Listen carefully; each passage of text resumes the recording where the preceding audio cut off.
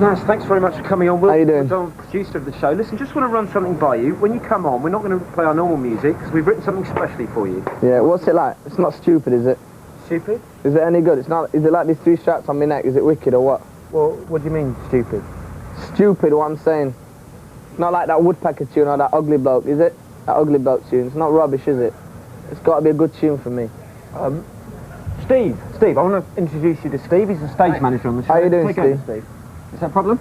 Yeah, what's that tune like in there, mate? It's not rubbish. It's not like that Ugly Bloke tune or that, you know? Let me introduce you to Steve, Ugly Bloke. Steve, take over, mate. What is our problem? Yeah, what's that tune like in there? It's not stupid, is it? He's in the ring, and the bell goes ding. He may be called the prince, but he's still king. He's in the ring, when the bell goes ding. Ding, ding, ding, ding, ding, ding, ding, ding, ding, ding, ding. I tried, but I found...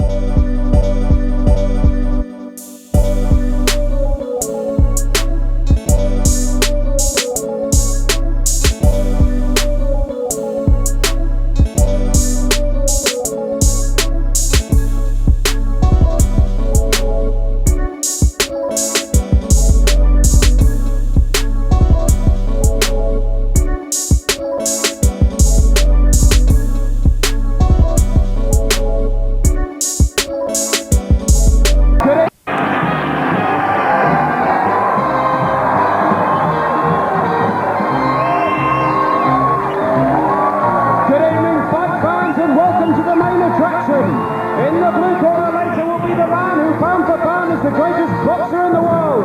In the ginger corner now, the man who loves pounds, it's Chris Moore Evans!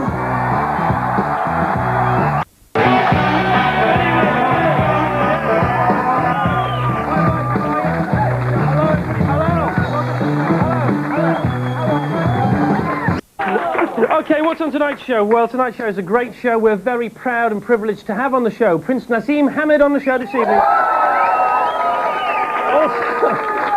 Also, Mike... BBC will come up with a whole intro for our next guest, but there's absolutely no point, no need, because...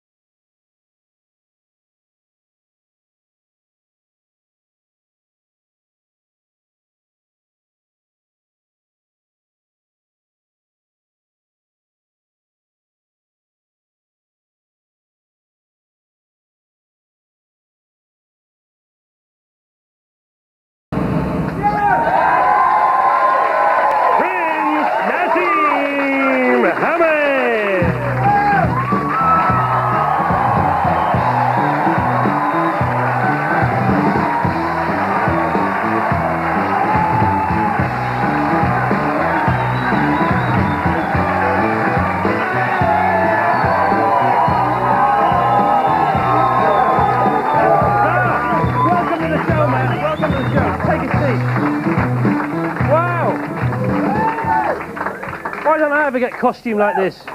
This is fantastic. Naz, welcome. Thanks for coming on the show. Wicked, I'm alright, man. It's a busy week. It's been a busy week. How's it been for you? What's been going on? It's been great, you know. I did my training, and then the outcome was wicked, you know. Well, you did your training. That was before the fight. But this week after the fight, what is the week like afterwards? Do you have a rest? Are you allowed to rest? Chill. I might be going on holiday for a bit. I'm not too sure yet. Because you did that last time, didn't you?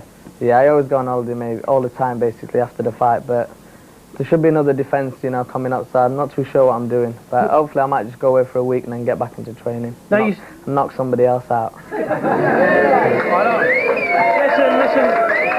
It's fine for you, lot, but when he said that, he's looking at me. You went to knock somebody else out. Nah, you know I don't mean it like that. No, I know, of course. Do you know the night after the fight, or what time do you go to bed the next day? Do you stay up all night partying? What happens?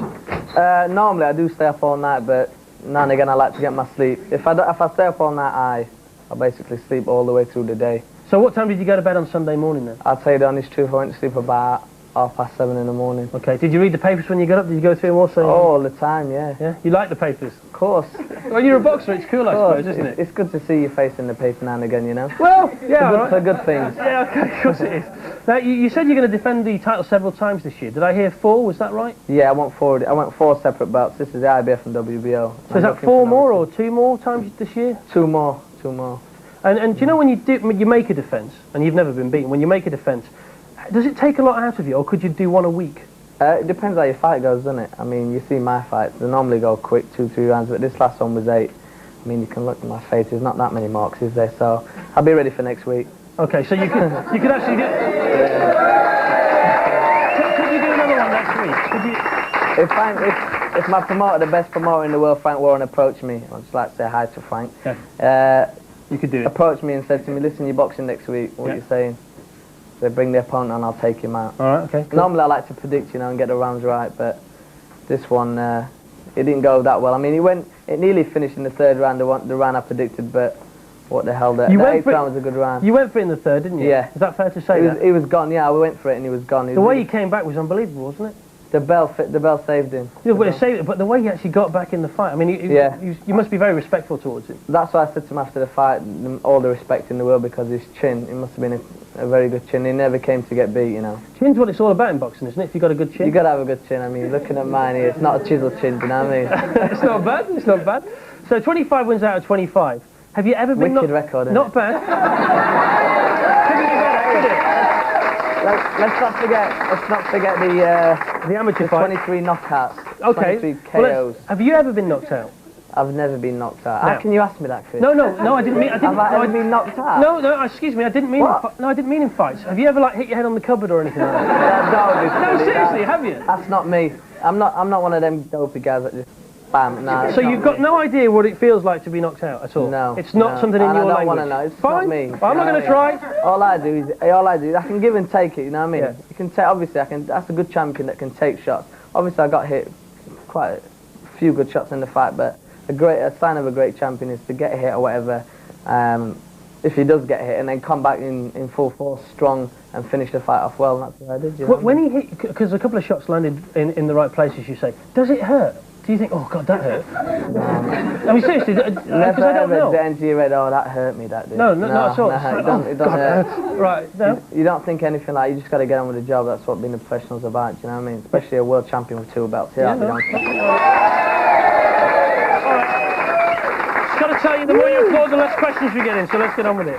So you want 4 belts. Now, I presume that you think you'll never be beaten, which is fair enough. Never, I don't think I'll ever be beat. But you'll have in my eyes, I mean, the way I've trained from the age of 7, I think I've mastered my sport. But you'll have to stop at some point, won't you? Or, I mean, you can't fight when you're 50 against somebody. No. When would that be, and what would you do then? I could never tell you, like, the time limit that I'm going to retire. But you're 22 now, aren't you? Yeah. So 10 more years? I've just turned 23. Sorry, 23. Happy birthday. Thank you. Okay, I'd give you something, but you've got everything, so there's no problem. So would 10 You don't mind me putting my feet up on your nice table, do you? No, it's a fine piece of furniture, but that's all right. I do like your table. Okay, good. You get to sign it afterwards. Yeah. Would 10 years hence be... Would you fight for 10 more years, you think, maybe? I never know. That's what I mean. When I say I can't put a limit on my time, I mean, there's only the Creator knows, God. When I get that sign down, that dawn down from God that I should retire, then I'll retire. Do you know what I mean? Can I ask you about religion? Because a lot of boxers are into religion. You know, I mean, Holyfield talked about it straight after the fight. Tyson's big into religion. Bruno's big into it. I mean, is it common? Is it all around the sport? I think basically you've got to be religious. You've got to believe in the number one. You've got to believe in God. But in my mind, you've got to believe in God to be successful. I mean, that's my personal opinion. And what's his philosophy in your opinion? Is it say you got 2 fighters, they both believe in God, right? Yeah. Who wins then? Well, some people say the stronger believer or anything like that. End of the day, I'm a Muslim, you know. I'm not like basing it on two religions. That's out of order. End of the day, God brought out all the religions, you know. But whoever the best fighter will win at the end of the night. You know who God wants to win. You know, it's written for a man to win. So in my mind, you know, 25 fights, it's written for me to win every fight in style that I've done. So I thank God. All right. Now, in America, they didn't take you that seriously before Saturday. So what are they thinking now then? I think the thing I'm going to take them by storm. I mean, I love beating Americans. Are you going to take American out? You're just going to take them out? That's it. It's great to beat Americans up. Because once you realise you can beat the Americans, I mean, in our sport, in boxing, they say the Americans are the best of the sport. Not in my way, they're not. All right, cool. Do you know what I mean? Yeah. So have you been invited over there now? Have they gone mad for you? Because they're very fickle, the Americans. They say you're no good one day, they're great. I think they may want me on the Tyson Holyfield undercard, but I said I'm not boxing on no undercard to Mike Tyson. If they want me on with Mike Tyson, they can put me joint top promotion. All right. Me and him about. Do you think that happen? don't go undercard. Do you think that might happen? Yeah, it can happen. And if it's joint top of the bill, do you mind who goes first or second? You can't box in the ring at the same time. No, I who don't goes want to first? Who box. goes second? Not with Mike Tyson, I don't. No. Who goes first or second? Would you mind that? I'd let him go first and take the, you know, But you're top billing. main role. All right, okay, so you're top billing. Now, out of all the fighters in the history of boxing, regardless of the weight, right? Imagine, say boxing was, you could box anybody, you're all the same. Who would you like to have boxed most? I'm looking for a great fight with Oscar De La Hoya in about. No, but that's in your weight. I'm saying out of the history. In the history forget of the whole weight. boxing. Forget you're a featherweight. Just I can box anybody I want. We're all the same. Who would you like to have boxed? Let me see. You know, that's a good question. Nobody's ever asked me that. Muhammad Ali was my idol. I mean, to get in and beat a man like Muhammad Ali in his own, the way he beats everybody else with his own skills, that'd have been the ultimate. So that would have been the answer. Probably Ali. He's my idol. Is he still the king as far as most boxers are concerned? Most definitely, most definitely.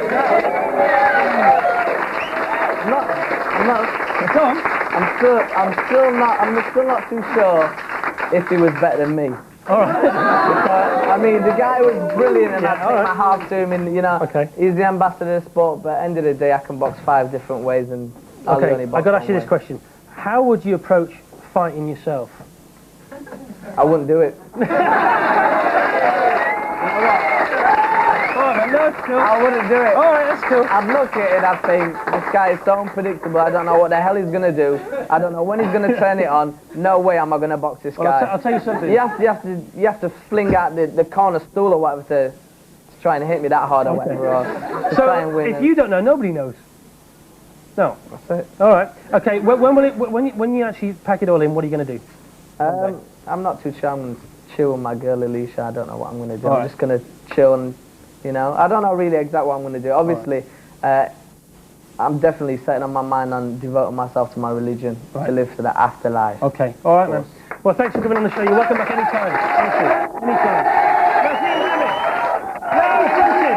Better move on. Sponsored by the woman who the American press has described as Britain's answer to Madonna. He's ready to go by a great band they call Republica. Here they are.